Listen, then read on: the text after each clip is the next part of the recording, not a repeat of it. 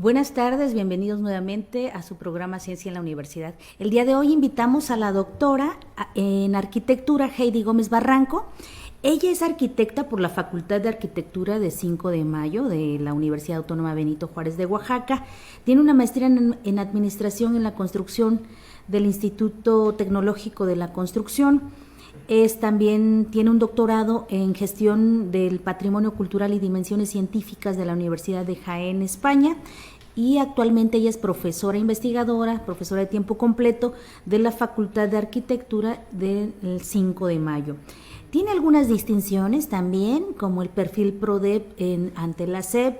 Es candidata al Sistema Nacional, es una distinción que tiene el Sistema Nacional de Investigadores del CONACYT, y actualmente también es integrante del Cuerpo Académico en Consolidación, Tecnología y Sustentabilidad de la UAPJO de Arquitectura 5 de Mayo. Es coordinadora de la maestría en Ciencias de la Construcción, que está en proceso de estar ya totalmente inscrita en el PNPC del CONACYT. Es fundadora de la Red de Vivienda y Hábitat Sustentable del Sur-Sureste de México, miembro de la Red Internacional de Tecnología y Hábitat Sustentable. Y algunos temas de su interés pues son el estudio de los factores sociales relacionados con el uso de la arquitectura de tierra en las comunidades, tecnologías en la arquitectura y protección al patrimonio, tecnología y diseño del hábitat sustentable. Es también profesora invitada en la maestría en Gestión de Proyectos para el Desarrollo Solidario del Instituto Politécnico Nacional de México, y algunas filiaciones que tiene: es miembro activo del Colegio de Arquitectos del Estado de Oaxaca, directora responsable de obra acreditada por la Secretaría de la Infraestructura y Ordenamiento Territorial Sustentable del Estado de Oaxaca.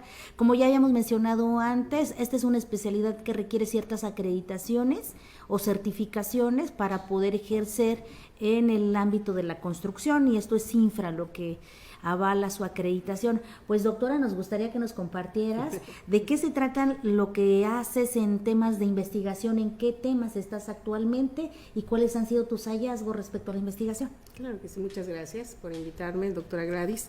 Bueno, nosotros como cuerpo académico, tenemos que hablar primero como cuerpo académico, tenemos precisamente esas redes de investigación en las cuales nosotros estamos trabajando a nivel CONACYT, una en el Laboratorio Nacional de Vivienda, en el cual se trabaja un proyecto que se llamó Techos Verdes, que ya está, de hecho ya está publicado en una revista, en el cual nos dimos cuenta, por ejemplo, en varias sedes, tanto Sonora, Chiapas, Oaxaca, Yucatán, cómo estaba subiendo el nivel de confort térmico al interior de las casas, porque nos dimos cuenta que a veces las casas de interés social, lo que menos hace la gente es vivir en sus casas, se salen.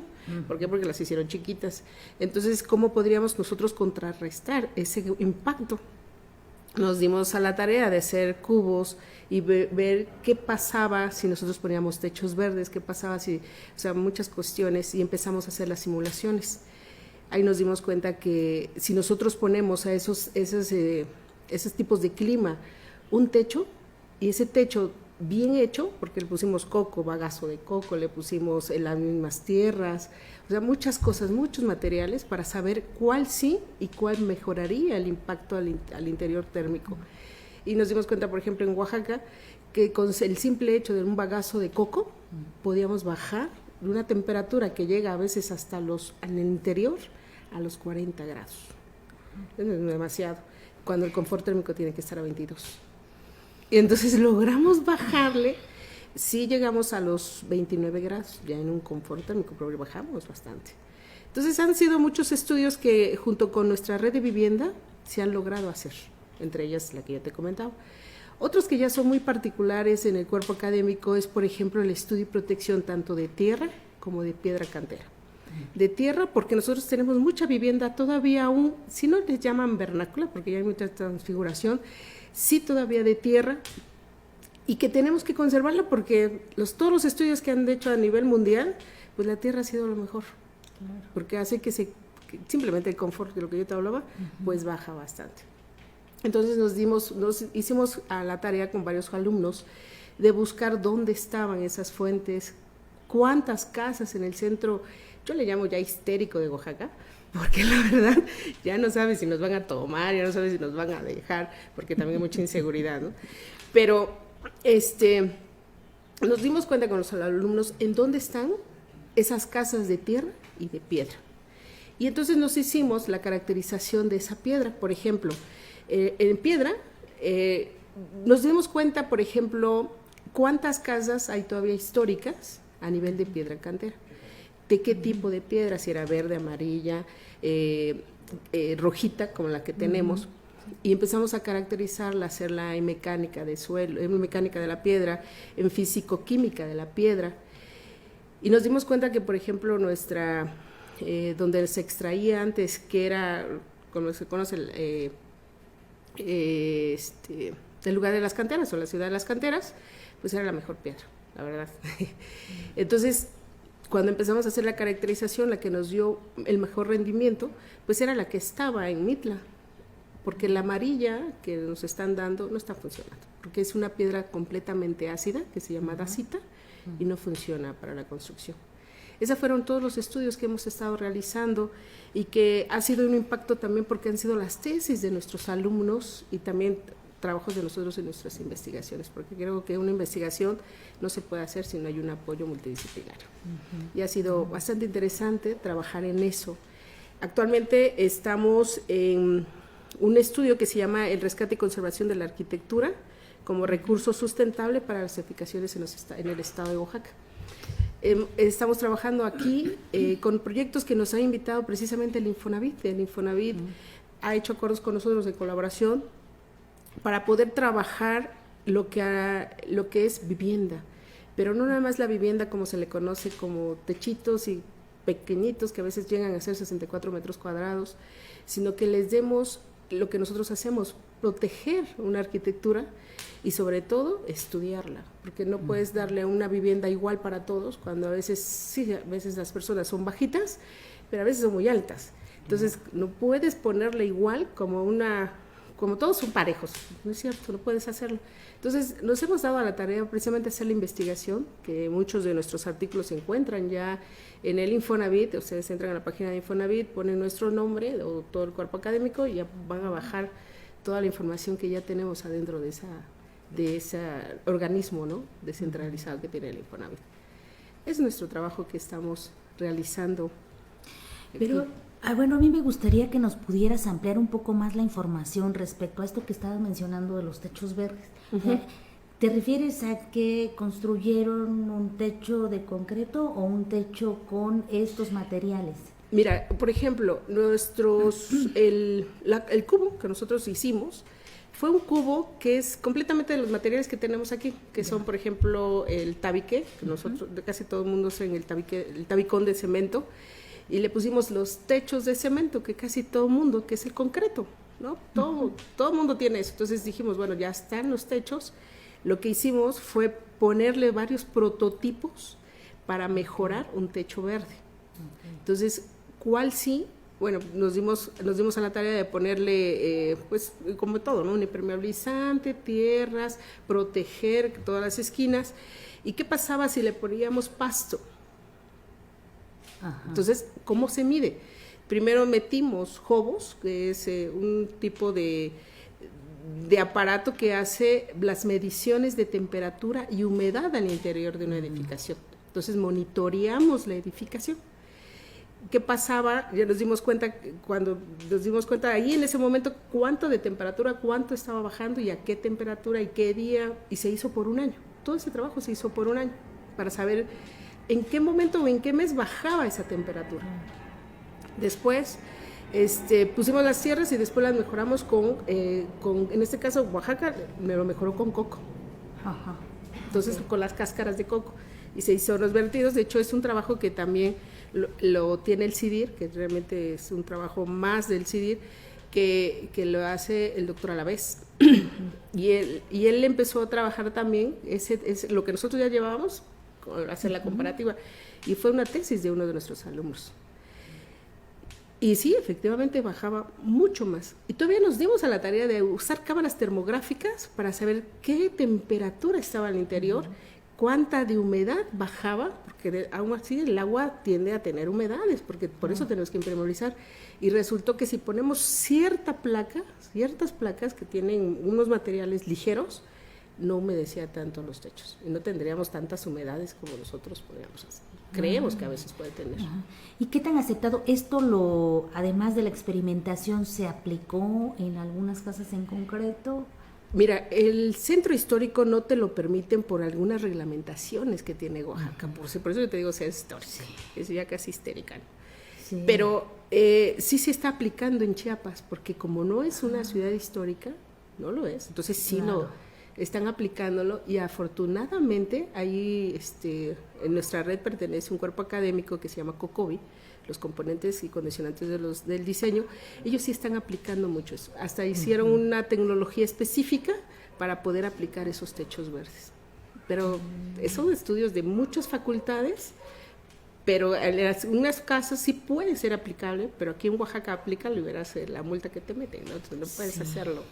Totalmente contradictorio, ¿no? Porque pues lo que ustedes están planteando de alguna manera es también limitar o evitar el uso de energía, por ejemplo, con los aires acondicionados. De los sistemas pasivos, ¿no? Sí. Mantienes una temperatura más o menos agradable, no necesitas gastar energía, en fin, sí. ¿no? Podríamos tener, y más para las temperaturas que hemos estado experimentando en las últimas semanas en Oaxaca. Terrible, ¿no? Sí. Bueno, y en todo esto, pues ya nos diste una buena lección de cómo incluso esto impacta, las investigaciones que ustedes hacen, impactan la sociedad, sus estudiantes, cómo se articulan, cómo ustedes hacen que colaboren con ustedes, además de las tesis, ¿no? Sí, claro. Bueno, yo creo que en nuestra facultad, en la universidad, o exclusivamente 5 de mayo, lo que a nosotros nos hacen o nos dan cuando somos los profesores de tiempo completo, pues son jóvenes que nosotros somos los tutores de ellos, que tenemos que terminar hasta el final con ellos para su desempeño, ¿no? Su eficiencia terminal, como se le conoce. Ellos son los primeros que nosotros invitamos a trabajar junto con nosotros, porque es una invitación, pero si quieren ellos lo aceptan, si no, no. De hecho, cuando están en los cursos de inducción, los mismos jóvenes nosotros les presentamos nuestro laboratorio, porque nosotros tenemos un laboratorio de materiales y medio ambiente y edificación, en el cual les están haciendo con ellos las mismas pruebas, pero como curso de inducción para que conozcan qué pasa en nuestro laboratorio, qué hacemos.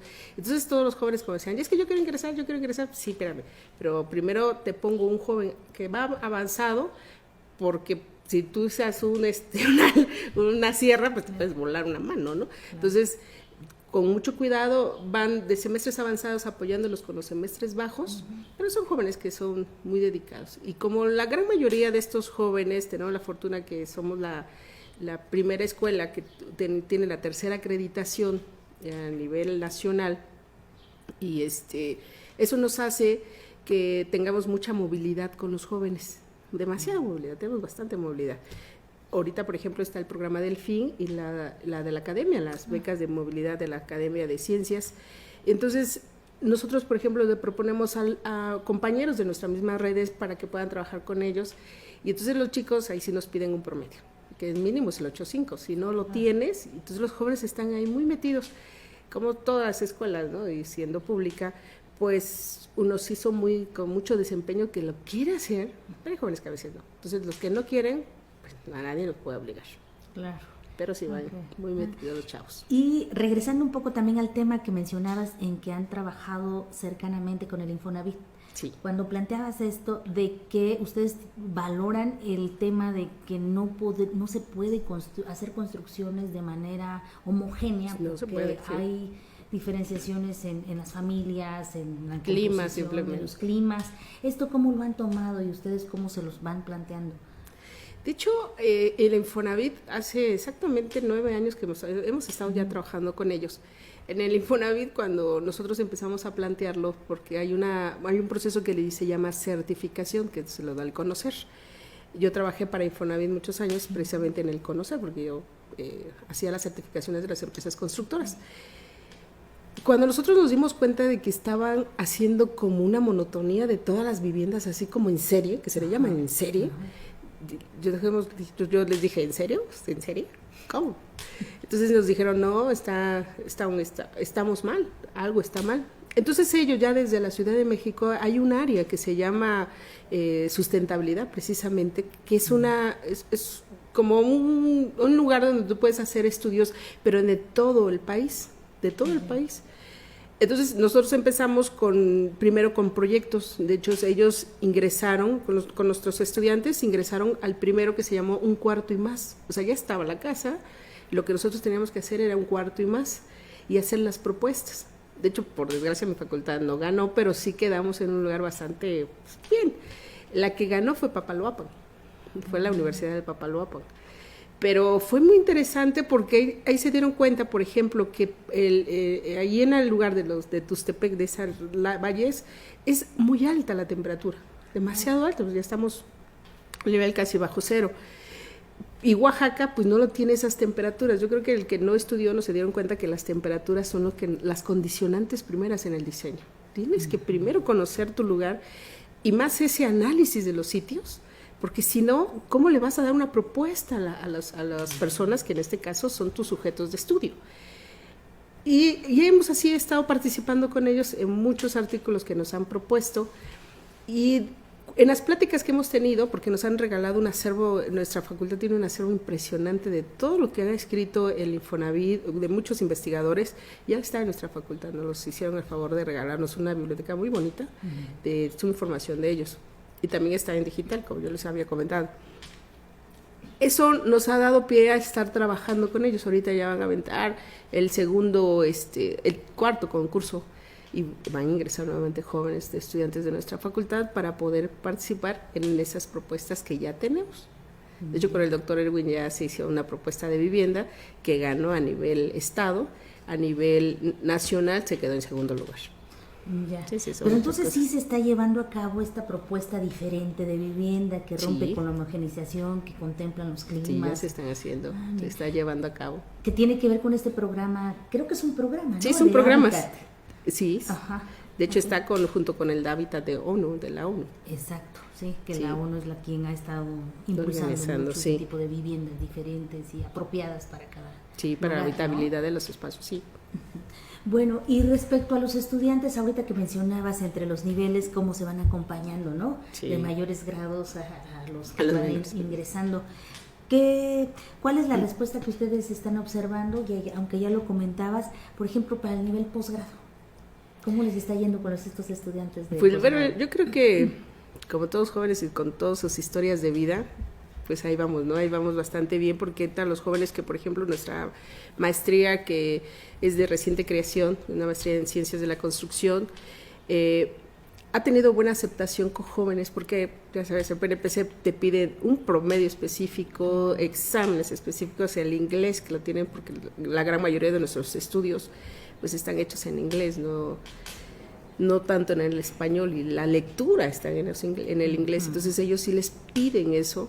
Y los jóvenes, la verdad es que ha sido muy buena aceptación, han sido invitados, ahorita ya va la segunda generación de la maestría, que de hecho la vamos a proponer en nuestro tercer congreso que se llama Intervención del Hábitat Sustentable, que es el 28, 29 y 30. Vienen 9 invitados muy especiales, aunque tenemos a 17 ponentes, de ellos casi todos son mexicanos.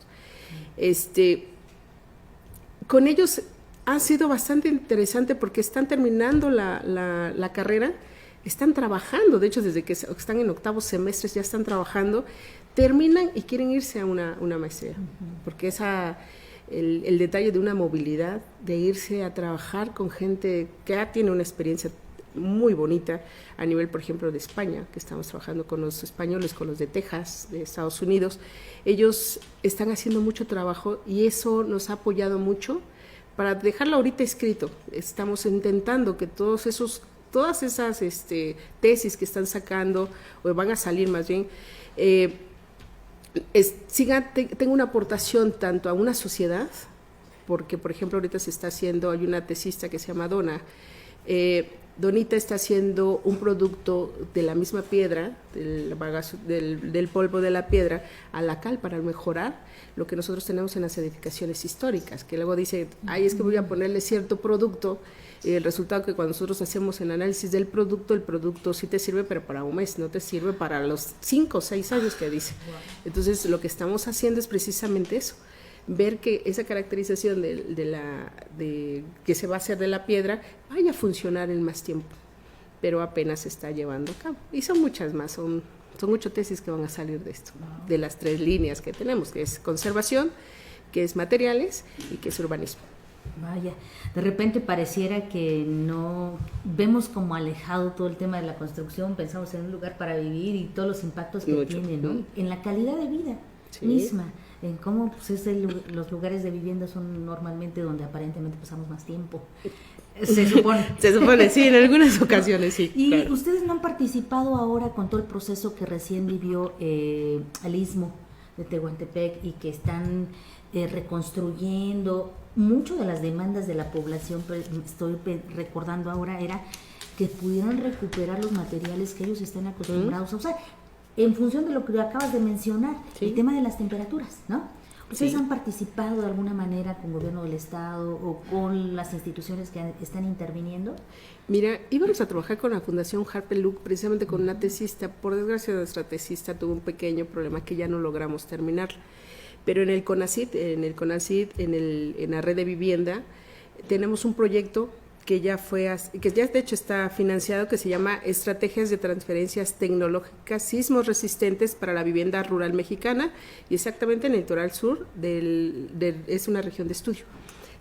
Es la Universidad de Chiapas, nosotros, Guerrero, Colima, Guadalajara, Tabasco y la Michoacana. Estamos trabajando en ese proyecto para hacer una vivienda que precisamente los sismos, como no se predicen. De hecho, hay una forma, por ahí un colombiano decía que ya podía predecir.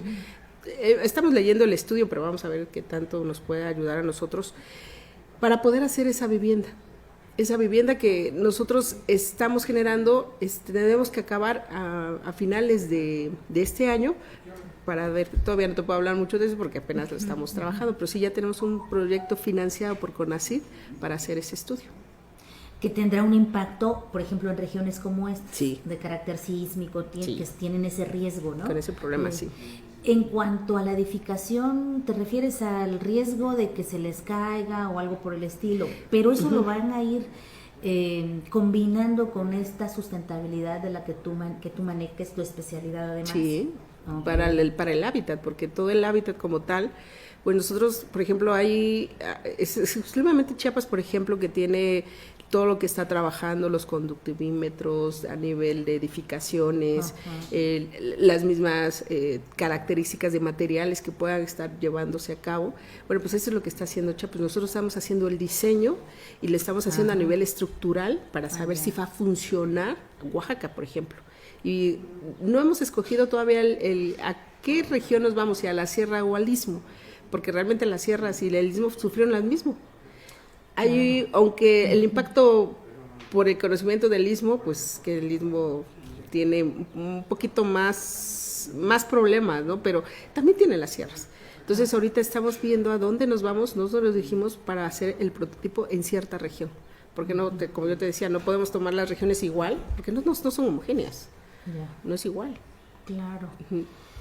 Uy, hay todo un tema, ¿no? Para continuar con esto de las construcciones, y pareciera, no sé, me gustaría también escuchar que nos compartieras tu opinión, pareciera que hicimos como una separación entre casi elegir si queremos una vivienda durable o queremos una vivienda que nos permita cierto confort con respecto al clima, porque si es durable, es concreto, es calor, es con toda la tecnología, que entonces todo energía que tendríamos que usar, entonces con aires acondicionados, entonces con calefactores, ¿no? Y por el otro lado, como que hay una separación ahí casi imposible de pensar en una vivienda que pudiera contemplar ambas situaciones, tanto la durabilidad como la posibilidad de mantenerse amigablemente con el ambiente, ¿no?